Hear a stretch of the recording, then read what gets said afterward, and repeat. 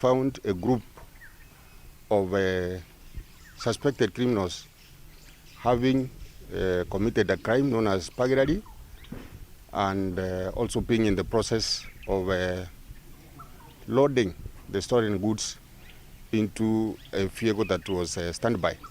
So our officers requested the suspects to surrender, but they resorted into attacking our officers using all manner of crude weapons. Who were injured were taken to Kerugoya Hospital, and we are in the process of finding out whether they come from within and who and what their real names are. So this is work in progress. We have just started these investigations.